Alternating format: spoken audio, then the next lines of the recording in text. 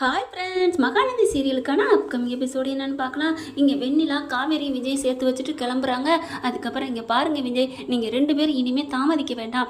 உங்கள் வீட்டுக்கு போங்க, போயிட்டு அவங்க அம்மா கிட்ட பேசுங்க. காவேரி, இனிமேல் நான் சொல்கிறத கேளுங்க. இனிமேல் நீங்கள் பிரிஞ்சு இருக்காதீங்க. உங்கள் அம்மா அம்மான்னு சொல்லிட்டு எத்தனை காலத்துக்கு இப்படி இருப்பீங்க? ப்ளீஸ் காவேரி, பாவம் இல்லையா விஜய்? அவரை நீங்கள் நல்லபடியாக பார்த்துக்க வேணாமா? அம்மா கிட்ட போய் எல்லா உண்மையும் சொல்லுங்கள், அதெல்லாம் புரிஞ்சுப்பாங்க அப்படின்னு வெண்ணிலா சொல்கிறாங்க. அப்படியே முழிக்கிறாங்க நம்ம காவேரி. உடனே விஜய் பார்க்குறாங்க. அதெல்லாம் உடனே பதில் சொல்ல மாட்டாலே, அப்படியே அம்மா அம்மான்னு அம்மா பின்னாடியே போவா அப்படின்னு விஜய் சொல்கிறாங்க. அப்படியே முறைக்கிறாங்க காவேரி. வாங்க, அவங்கள அப்புறம் வச்சுக்கிறேன் அப்படிங்கிற மாதிரி. அதுக்கப்புறம் வெண்ணிலா என்ன பண்ணுறாங்க, சரி நான் கிளம்புறேன் அப்படிங்கிறாங்க. நாங்கள் கொண்டு வந்து விடுறோம் அப்படிங்கிறாங்களா. வேணாம் எனக்கு தெரியும், நான் ஹாஸ்பிட்டல் போயிட்டு போகணும் அப்படின்னு சொல்லிட்டு கிளம்பிடுறாங்க. இங்கே விஜய் காவேரி என்ன பண்ணுறாங்க, சரிங்க இப்போ நம்ம எங்கே போகலாம் அப்படிங்கிறாங்க. வீட்டுக்கு போவோம் வாங்க அப்படின்னு சொல்லிட்டு கிளம்பி போகிறாங்க. வெண்ணிலாவே அப்படி சொல்லிட்டா, அவளுக்கு இருக்கிற அக்கறை எனக்கு இருக்காதா என்ன? கண்டிப்பா நான் அம்மா கிட்ட போய் இன்னைக்கு உடச்சு பேசலான்னு இருக்கிறேன் அப்படிங்கிறாங்க. சரின்னு சொல்லிட்டு கார்ல போயிட்டு இருக்காங்க. இங்க வெண்ணிலா என்ன பண்றாங்க, இவங்க உண்மையை சொல்ல மாட்டாங்கன்னு தெரியுது. கண்டிப்பா காவேரி உண்மையை தான் மறைக்க போறாங்க. இவங்க கன்சீவா இருக்கிற விஷயம் சாரதாவுக்கு தெரிஞ்சா கண்டிப்பா ஏத்துப்பாங்க. கண்டிப்பாக இவங்க சொல்ல மாட்டாங்க, அதனால நம்ம தான் சொல்லணும் அப்படின்னு நினச்சிட்டு சாரதாவுக்கு கால் பண்ணுறாங்க. சாரதா ஃபோனை எடுக்கிறாங்க. யார் இது, புது நம்பராக இருக்கே அப்படின்ட்டு ஹலோ அப்படிங்கிறாங்க. உடனே வெண்ணிலா வந்துட்டு, அம்மா நான் வெண்ணிலா பேசுகிறேன் அப்படிங்கிறாங்க. வெண்ணிலாவா? எந்த வெண்ணிலா அப்படிங்கிறாங்க. ஏன்னா அவங்களுக்கு வெண்ணிலா ஒன்றும் பெரிய மைண்ட் செட்டில் இல்லை தானே. அதுக்கப்புறம் இல்லைம்மா, நான் உங்கள் பொண்ணுக்கு எனக்கு விட்டு கொடுக்க சொல்லுங்கள், அந்த விஜய் விட்டு கொடுக்க சொல்லுங்கன்னு சொல்லிட்டு உங்கள் வீட்டில் சண்டை போட்டேன்ல, அந்த வெண்ணிலா தான் பேசுகிறேன் அப்படிங்கிறாங்க. ஓ அவளா, நீ எதுக்கு எனக்கு ஃபோன் பண்ணுற அப்படிங்கிறாங்க.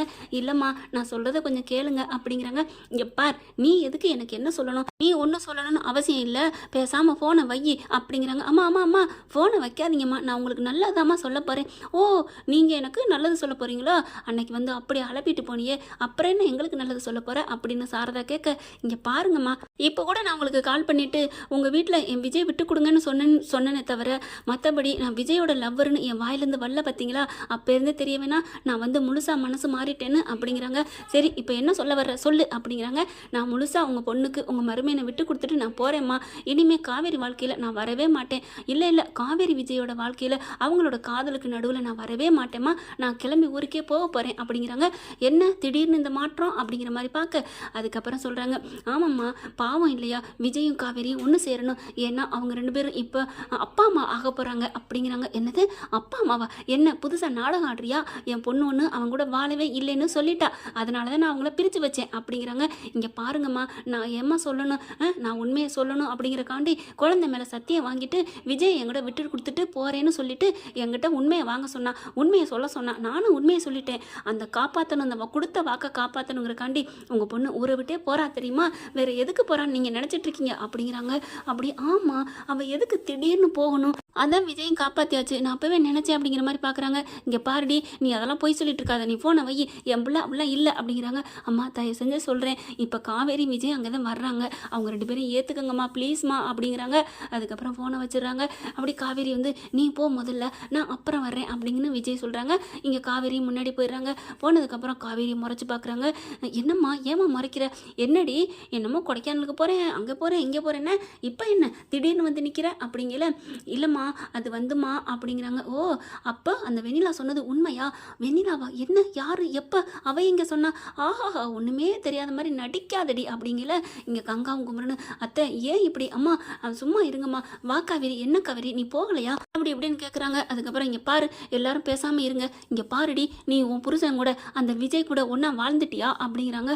அப்படியே தூக்கி வாரி போடுது. ஐயோ வெண்ணிலா எல்லாத்தையும் சொல்லிட்டா போல இருக்கே அப்படின்ட்டு, நீ சொன்னதுக்கப்புறம் தான் நான் என்ன முடிவெடுக்கணும்னு முடிவு பண்ணணும் சொல்லு அப்படிங்கிறாங்க. அது ஆமாம்மா நான் அவங்க கூட ஒன்று சேர்ந்து வாழ்ந்துட்டேம்மா அப்படிங்கிறாங்க.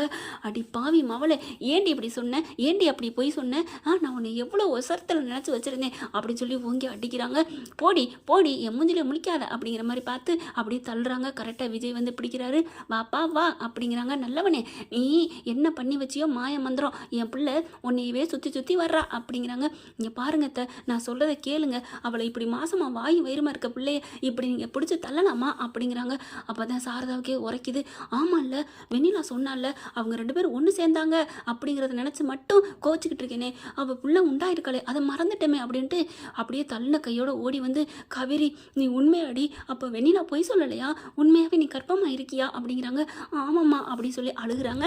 அதுக்கப்புறம் தூக்கிக்கிறாங்க. பார்த்தா எப்படிங்க நீங்கள் என் பொண்டாட்டி இப்படிலாம் தள்ள போச்சு, அவள் என்னோட பொண்டாட்டி, என் உயிர், என் உலகம், அவளை போய் இப்படி மனசாட்சி இல்லாமல் தள்ளி விடுறீங்க, உங்கள் குடும்பத்துக்காகவே தன்னை தானே செதுக்கிக்கிட்டு இருக்கா தெரியுமா, மெழுகுவர்த்தியாக உருகிக்கிட்டு இருக்கா, எவ்வளோ பாசநேசம் நான் வச்சிருக்கேன் தெரியுமா அவன் மேலே, அது அவளுக்கும் புரியும். அப்படி இருந்தும் ஏன் அப்படி பண்ணுறீங்க, அவள் நீங்கள் தான் முக்கியம்னு வந்திருக்கா இப்போ கூட, ஏன் இப்படியே நாங்கள் ஓட தெரியாதா, ஏன் அத்தை இப்படிலாம் புரிஞ்சுக்காமல் பேசுகிறீங்க, ஒரு கர்ப்பமாக இருக்கிற பொண்ணுன்னு தெரிஞ்சா அப்படி தூக்கி வச்சு கொண்டாடுவாங்க இந்த உலகத்தில், கங்கா மட்டும்தான் உங்கள் பொண்ணா, அவள் அப்படி என்ன தப்பு பண்ணாங்கல்ல. கங்கா ஓடி வந்து காவேரி கட்டி பிடிக்கிறாங்க. குமரன் வந்து என்னம்மா சொல்லவே இல்லை அப்படிங்கிறாங்க. எல்லாம் கை கொடுக்குறாங்க. அப்படியே பார்த்தா ரொம்ப சந்தோஷம் ஆகுது. சாரதா பார்க்குறாங்க. நிஜமா வாடி நீ உண்டாயிருக்கியா, எப்படி எப்போ சொல்லவே இல்லை அப்படிங்கிறாங்க. என் பிறந்த நாள் அன்னைக்கு தாம்மா நாங்கள் ஒன்று சேர்ந்தோம் அப்படிங்கிறாங்க. அப்படின்னா கங்காவுக்கு முன்னாடி நீ கர்ப்பமாயிட்டியா? ஆமாம்மா, அன்னைக்கு நான் வாந்தி முத எடுத்தேன்ல அப்போ தாம்மா, அப்போவே ஏண்டி சொல்லலை, இந்நேரம் உங்களை நான் சேர்த்து வச்சிருப்பேனே அப்படிங்கிறாங்க. விஜய்க்கு சந்தோஷம் தாங்கலை. அடி பாவி கெடுத்துட்டியடி, எவ்வளவு நாளாச்சு, அடிப்பாவி 2-3 மாதம் நம்ம இந்நேரம் உல்லாசமாக வாழ்ந்துருக்கலாமே, அடிப்பாவி மவளை அப்படிங்கிற மாதிரி முறைக்கிறாங்க. ஐயோ அப்படின்னு சொல்லிட்டு அப்படியே அடிக்க போகிறாரு விஜய் காவேரியை. அவங்க அப்படியே ஒதுங்கி போகிறாங்க. இங்கே பாருங்க மாப்பிள்ளை, என் கண்ணு முன்னாடி என் பிள்ளையை அடிக்க பார்க்குறீங்களா, என் தங்கத்தை அடிக்க பார்க்குறீங்களா அப்படின்னு சொல்லிட்டு காவேரியை கட்டி பிடிச்சிக்கிறாங்க. அப்படியே நெத்தியில் முத்தம் கொடுக்குறாங்க. அப்படியே சந்தோஷம் தாங்கலை. எங்களை ஆசீர்வாதம் பண்ணுங்க அப்படின்னு விஜய் குனிய போகிறாங்க. நல்லா இருங்க அப்படிங்கிறாங்க. காவேரி வா நம்ம கிளம்பலாம் அப்படிங்கிறாங்க. ஹலோ எங்கே கூட்டிகிட்டு போகிறீங்க அப்படின்னு சாரதா கேட்க, என்ன அத்தை, என் வீட்டுக்கு தான், இப்போ தான் எல்லாம் தெரிஞ்சு போச்சுல அப்படிங்கிறாங்க. அதெல்லாம் சும்மாலாம் அனுப்ப முடியாது தம்பி, அத்தை இப்போ தான் மனசு மாறிட்டேன்னு நினச்சேன். அப்படி எல்லாரும் அதிர்ச்சி ஆகிறாங்க. என்ன அதுக்குள்ளே இப்படி மாறிட்டீங்களே அத்தை, கோதாவரி சொல்லுங்க கோதாவரி அப்படின்னு போய் கிட்டக்க போய் கெஞ்சுறாரு. ஐயோ எனக்கெல்லாம் அதெல்லாம் தெரியாதுப்பா அப்படிங்கிறாங்க. என்ன கோதாவரி எங்களை சேர்த்து வைக்கிறேன் அப்படி இப்படின்னு சொன்னீங்க அப்படிங்கிறாங்க. உடனே குமரன் வந்துட்டு, இருங்க பிரதர் நான் இருக்கேன் அத்தை, ப்ளீஸ் அத்தை, அவங்க 2 பேரும் சேர்த்து வச்சிருவோம். என்ன தம்பி நீங்கள் சொல்கிறீங்க, இவர் பாட்டுக்கு நடக்குங்காமல் கூட்டிகிட்டு போயிட்டா என் பிள்ளை காசுக்காக வாங்கி கல்யாணம் பண்ணான்னு அப்படியே முத்திரை குத்துன மாதிரி ஆயிராதா, நான் எப்படி இவர் அனுப்பி வைக்க முடியும், அதெல்லாம் முடியாது, என் பிள்ளை எங்கள் வீட்டில் தான் இருக்கணும். ஐயோ மறுபடியும் முருங்கை மரம் ஏறுதே, மாமியாரே அத்தை அம்மா என்ன இப்படிலாம் பண்ணுறீங்க, பாட்டி பார்க்குறாங்க. ஏய் அதான் ஏற்றுக்கிட்டில்ல, அப்புறம் என்னடி உன் கோவம் தான் குறைஞ்சிருச்சுல, அவங்கள சேர்த்து வைடி அப்படிங்கிறாங்க. அதெல்லாம் முடியாது, சேர்த்தெல்லாம் வைக்க முடியாது, இப்படிலாம் போகிறது, அதான் 1 வருஷம் கான்ட்ராக்ட் முடிஞ்சிச்சுல, உங்களுக்கு என் பிள்ளைக்கு எந்த சம்மந்தமும் இல்லை, வயிற்றுல குழந்தை இருந்தால் என்ன நான் வளர்த்துக்கிறேன், என் பிள்ளைய தங்கமாக பார்த்துப்பேன் அப்படி இப்படிங்கிறாங்க. போச்சுடா அப்போ என்ன பண்ணுறது ஒன்றும் புரியலையே அப்படின்ட்டு, அத்தை இப்போ என்ன நாங்கள் வந்து தெரியாமல் திருட்டுத்தனமாக கல்யாணம் பண்ணிட்டோம், அதுதானே உங்கள் பிரச்சனை. ஆமாம் அப்படிங்கிறாங்க. விடுங்க, எங்கள் தாத்தா பாட்டியோட வர்றேன், சம்பந்தம் பேசி முடிக்கிறோம், முறைப்படி பந்தல் இடுறோம், கல்யாணம் பத்திரிக்கை அடிக்கிறோம், ஊரே விருந்து கொண்டாடுறோம், திருவிழா கொண்டாடி என் பொண்டாட்டி கழுத்தில் நான் தாலி கட்டுறேன் போதுமா. இப்போ மட்டும் நான் மறுபடியும் தாலி கட்டுனா அது 4வது தாலியோ 5வது தாலியோ சொல்ல முடியாது, ஏன்னா என் பொண்டாட்டி கழுத்தில் நான் ஸ்ட்ராங்காக தாலி கட்டிக்கிட்டே இருக்கேன் என் டீச்சர்லாம் அப்படிங்கிறாங்க. ஆமாம்மாம்மா அப்படின்னு சொல்லிட்டு 2 பேரும் கொஞ்சுறாங்க. ஐயய்ய அப்படின்னு பாட்டி வெக்கப்படுது. என்ன பாட்டி ஓவராக வெக்கப்படுறீங்க, தாத்தா உங்களுக்கு முத்தம் கொடுக்கலையா, கட்டி பிடிக்கலையா, டேய் போடா அப்படின்னு சொல்லி திட்டுறாங்க. சாராவே வெக்கப்படுறாங்க. காவேரி உங்கள் அம்மா வெக்கப்பட்டு சிரிக்கிறாங்க அப்படிங்கிறாங்க. இந்த வெக்கத்தோட ஓடி போயிருமா அப்படிங்கிறாங்க. அது மட்டும் முடியவே முடியாது, எங்கள் அம்மா சொன்னதான் சரி அப்படின்னு கோதாவரி சொல்கிறாங்க. கோதாவரி கொழுந்தியாலே மச்சினிச்சி என்ன நீங்களே இப்படி இடையூறு பண்ணுறீங்களாமா, இப்படிலாம் பண்ணலாமா, என்ன இப்படி பண்ணுறீங்க அப்படிங்கிறாங்க. எங்கள் அம்மா ஒன்று உங்கள் கூட சேர்த்து வைக்கலன்னு சொல்லலையே, முறைப்படி கல்யாணம் பண்ணி கூட்டிகிட்டு போங்க அப்படிங்கிறாங்க.